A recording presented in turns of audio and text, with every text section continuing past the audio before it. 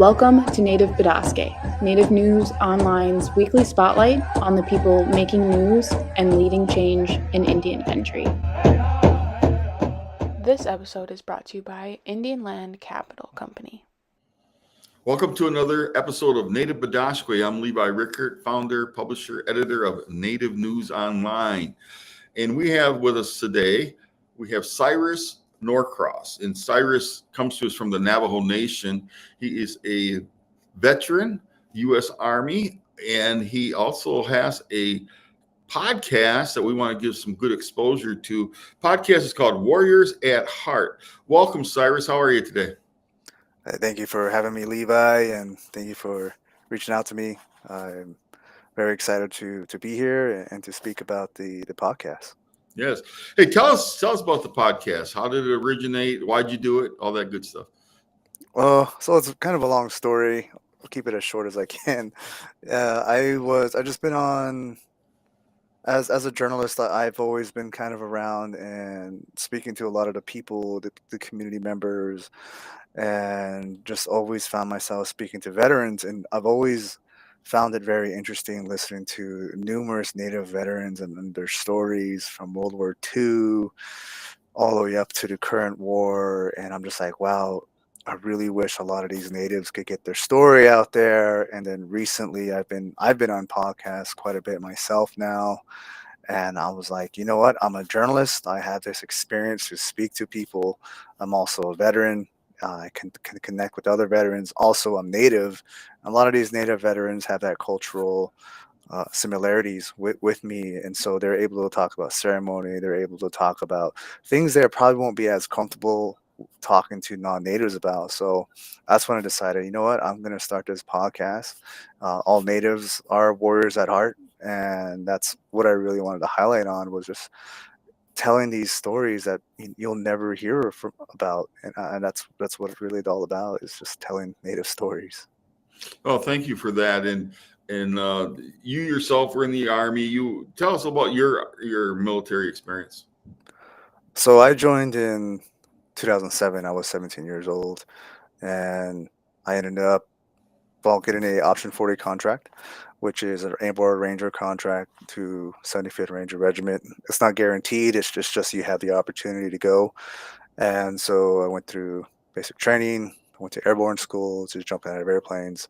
And then after that, I went to, at the time, it was called Ranger Indoctrination Program.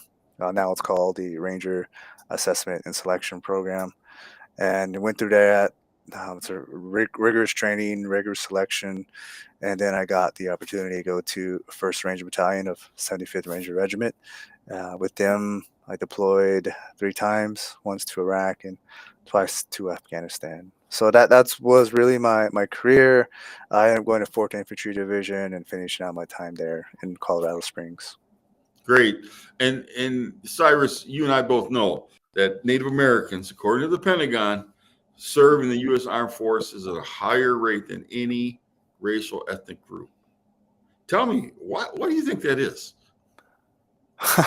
That actually goes back to the podcast. We're just warriors at heart, and it comes from our culture where it's ingrained in us. A lot of these natives that I speak to are extremely proud to have served. A lot of them are wanting to continue that tradition of being warriors. I actually had a good friend of mine who recently just spoke to, who's a Green Beret, he's an Apache guy, and one of the things he told me was that when people think of warriors, they think of Native Americans, and they think about us. And when he was out and about and hanging out with the Afghanis and the Iraqis, when he would tell them that they're Native, or when he would tell them that he was Native, they'd be like, wow, you natives are true warriors. Mm-hmm. And that is just something that I feel is just ingrained in all of us. Everybody, we're out doing amazing things. And I don't think it's just fighting wars. It could be policymakers, could be journalists, right? It could be business owners. You're constantly being at warriors at heart of pursuing what we feel will help our community. Yeah, it is interesting in going back to that stat that Native Americans serve at a higher rate. I've actually been asked, with everything that's happened that has been really we've been mistreated. I mean, there's no two ways about it. And I'm not necessarily going to get into a sob story here, but the federal government has not always been pleasing to Native Americans. We know that throughout history. And so non-natives will ask me, they're very, very intrigued by the idea that the commitment's there and that we do have that warrior spirit. And I think one of the best answers I ever got was somebody said, we defend the land. This was our land. Now, whereas Native people didn't really think we own the land, but they felt like the Creator had given us this territory to protect. And so, what do you think? Is there something about the land that's part of it in terms of defending it? Certainly, I believe that a lot of us are like, this is our home. This is our home. We need to defend it. Well, this is ours. This is where we're from. And I mean, that's how I felt when 9/11 happened. When I was 7th grade when it happened, and first thing I thought was, how do I enlist? I'm only 14 years old. Oh, you did it when you were 14. Wow. And so like when I was 14, I already knew I was going to join. I think Okay. it was 13 actually. It might have been 13, and because I didn't listen until I was 17. So I feel that a lot of that comes from a lot of us. That's just who we are, and in general, like this is our land, so we're willing to defend it and move forward with that and help out whoever we can, whomever we can. Yeah. Well, and you, Cyrus, you've written for, I know you've contributed stories to Native News Online, and I think you've written for Indian Country Today and others, among others. So you really are like a freelance journalist. Tell me this: combined with being a native veteran, and being a journalist, it seems to me that's kind of some unique qualities or abilities you bring to telling the stories. Is that how you see it? I do. I believe I have this unique perspective of how the government works from the inside, and not necessarily from the outside, where you're just like, oh, okay, well, that's what's going on, that's what's happening. When in reality, there's a whole bunch of people sitting at a table trying to figure out trying to make a solution to a specific problem that's going on in the world. And so I feel being able to understand a lot of that, what goes behind closed doors, allows me to speak to people. I mean, I think one instance actually is, as one of my beats in journalism is missing murdered indigenous people. I have this unique opportunity to not only report on it, but I don't want to say I'm the only one. I'm sure there are other journalists who can, but it's a lot easier for me to phone a friend in the special operations community and like, hey, I'm looking into this. Can I speak to so and so? Something. It's like, hey, yeah, we know a guy from the FBI. He can reach out to you and can give you some information.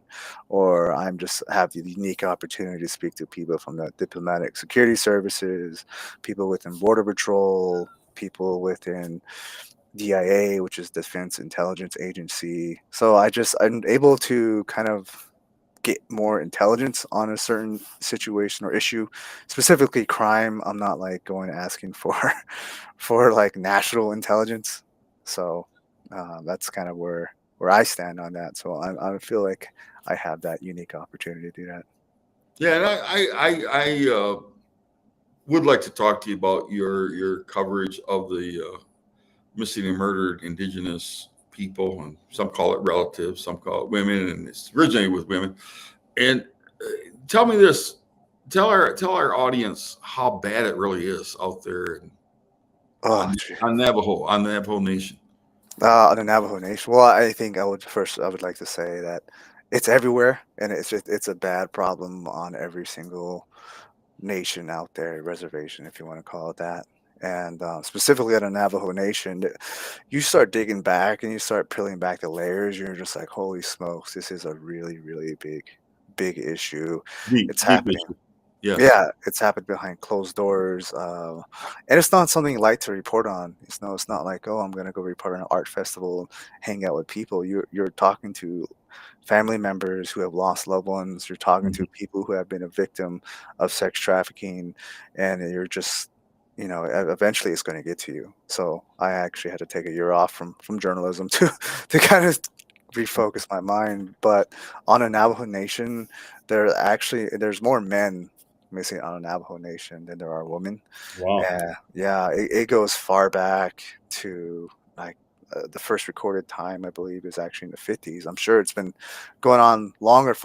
Technically, it's going on far longer than that. If you ever read the book The Other Slavery, it goes back to the Spanish, where the Spanish were coming around taking Navajo kids and baptizing them into becoming servants. So if you look into the records of the Spanish, and you see a lot of kids being baptized around that time, it's all Navajo children, and you can read about it. It's called a book. It's called The Other Slavery, and it talks about Navajo slavery and Navajos being kidnapped from their family, or not Navajos being the Spanish kidnapping Navajo family members and taking them into, well, making them servants.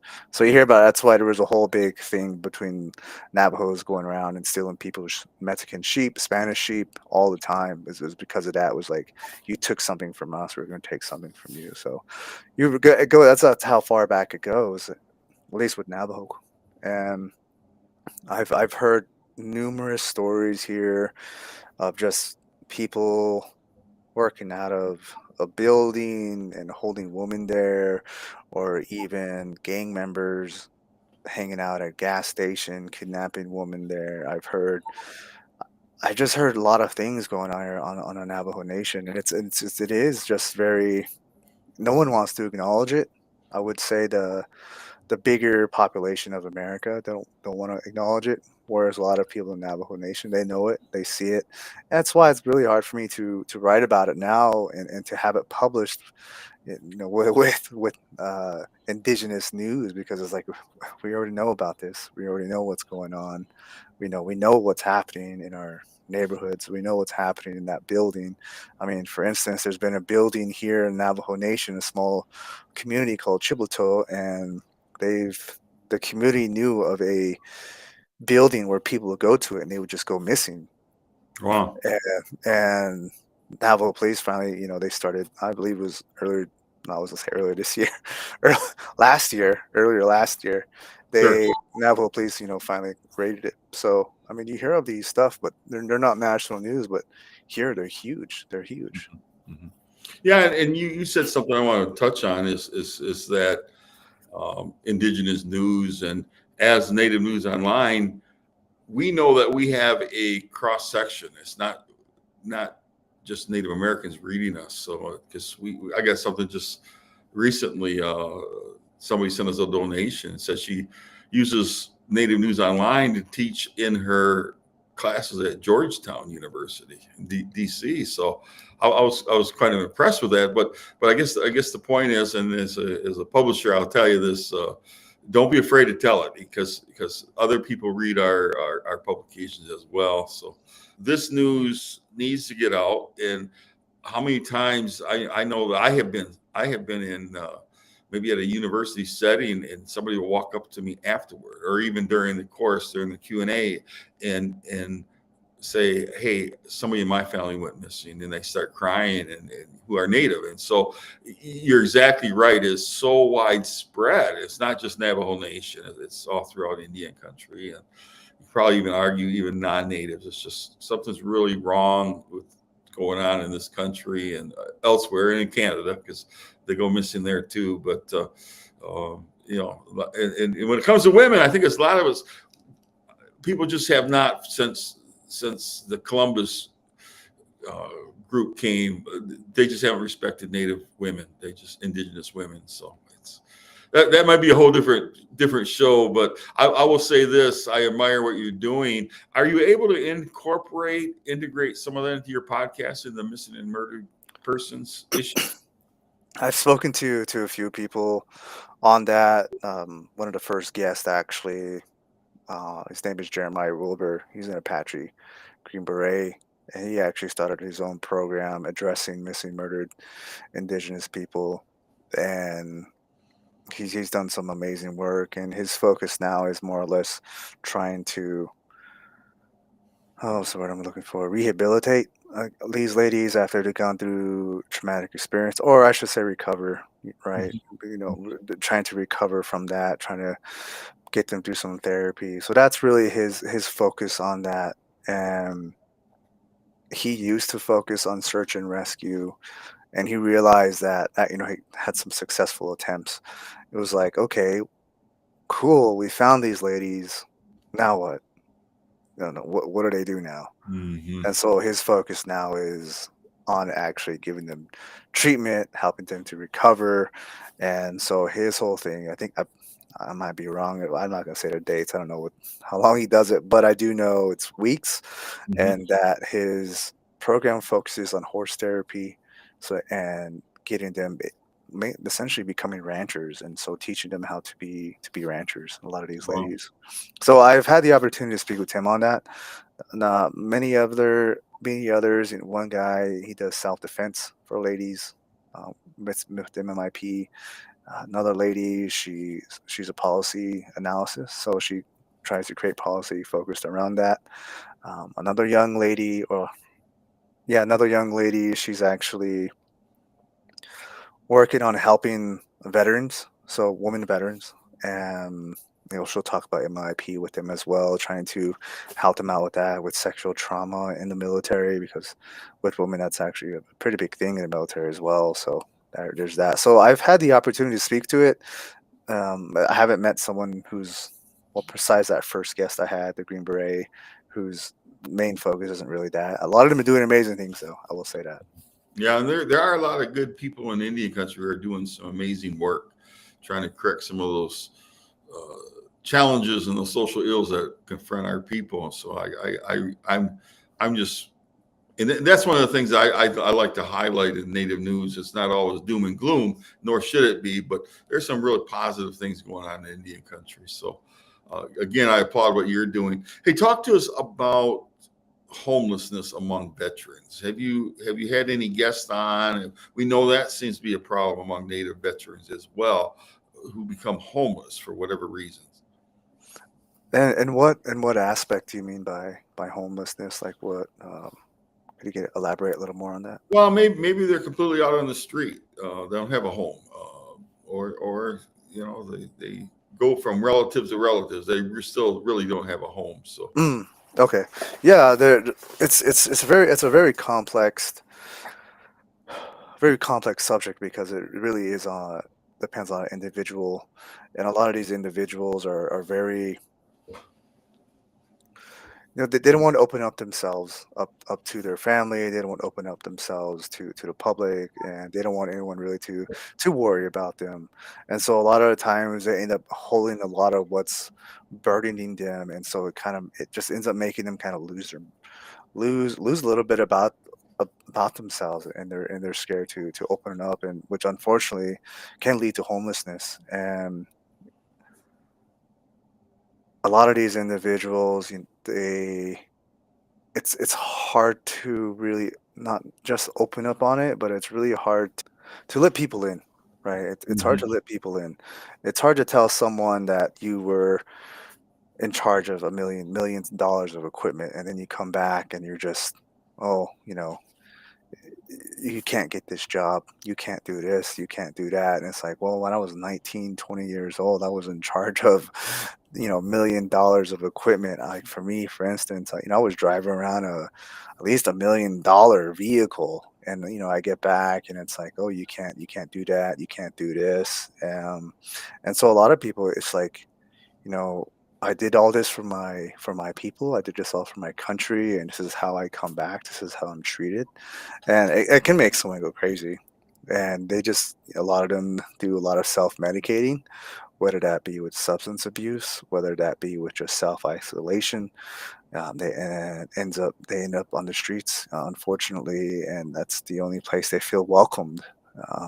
When I was at my worst, I when I hit rock bottom, I the only people I found myself hanging out with were homeless people. I had an apartment, but the only other people I could connect with at that time, I would go hang out with homeless people, because they were the only ones who understood what I was going through.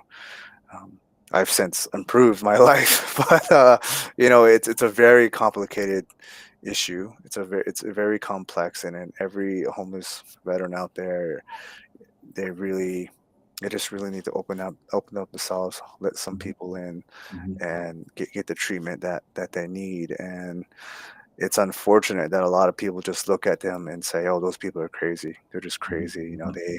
they don't know what they're doing." I mean, I had my own cousin who told me, she was like, "I'm afraid of Cyrus because he has PTSD, and all he's gonna do is yell at me." And reality, she's mooching off my mom, living in my mom's place, and making a mess every single day, not cleaning up after herself, lying in bed all day, swiping her phone. And then I get back home and I'm just like, this isn't stand. You can't come here and mooch off my mom and not contribute to the household. So I mean, you get that kind of stuff. You get those type of stuff, and I don't think it's just a I don't think it's just a veteran issue. I believe it's more of a societal issue that needs to be addressed, and help these people out in various ways to overcome to overcome their burdens. And we need to find something that can help those people out. Well, Cyrus, you actually, I think this must be the journalist in you, but you really kind of tell the raw story of the hard things in life. I mean, you just tell that story about your own family situations. So, thanks for sharing that with us. It's sometimes you watch um, programs such as this and everything's rosy, and we know, especially as Native people, life is not rosy, and we deal with some very hard matters. So thank you very much for sharing that with us. um I guess some of the, I've been doing this, had Native News Online now going on 13 years, and next month in February. And so I think back of the hundreds and probably thousands of people I've interviewed. Two of them, two conversations I've had with two Navajo code talkers Hmm. have probably stuck with me as being my favorite interviews of all time. And I have to tell you, veterans have some wonderful stories to tell. So, I mean, it seems to me you're sitting in a good spot. And you mentioned earlier in this conversation that they haven't been always been able to tell their stories. So I'm so happy you're doing this podcast. And how do people listen, or how can they listen? How do they tune into? And let me get this story right. It's Warriors at Heart. It's the podcast by Cyrus Norcross. He's Navajo, lives on the Navajo Nation. Warriors at Heart. How do they listen to your podcast? Yeah, so you can go on Spotify and just type in "Warriors at Heart," and you'll see a little skull with feathers around it, just kind of representing that veteran, and I don't know how they call it, but that veteran warriorness, if you want to call it that, and that native veteran warriorness. So it's got like feathers and it's got a shield around it, and so you just click it and you'll see the various episodes. It's also on iHeartRadio, and I am looking to get it on Apple Podcasts eventually, in Google Podcasts. But right now, it is on Spotify, it is on iHeartRadio. We have our own Instagram, and we have our own Facebook page, and it's called Warriors at Heart. That's a powerful name for a podcast. One last question, Cyrus. What gives you hope going in? We're still in the early part of 2024. What's giving you hope right now in the beginning of this year? Oh man, you know, it might sound a little. Nah, I'm just gonna say. I'm not gonna say it sounds like, I just pray, right? I pray. I'll wake up in the morning. Pray to the Creator, and I say, thank you for allowing me to wake up another day. Thank you for having a roof over my head. Thank you for having me a bed. Thank you for my mom and my sisters still around. Thank you for my friends. Thank you for. I give gratitude to a lot of things, and then I give gratitude to people that I know. Like, I'm thankful for so and so, and for my being in my life. As I'm like light sage or seer, and I just ask. I'm like, help me overcome the challenges of today, and help me work work on this book, help me work on this documentary, help me work on this article. I just like, I say help me. I just, say, Creator, help me with these things. Give me the strength to be a better storyteller.